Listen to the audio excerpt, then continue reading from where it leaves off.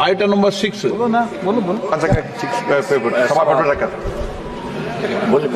कागज दे दो उनको पूरा दे दिया, अगला ले लीजिए, अगला ले लीजिए। बोलिए, क्रमांक संख्या 6 पे है, सभापति पे रखता हुआ अध्यक्ष।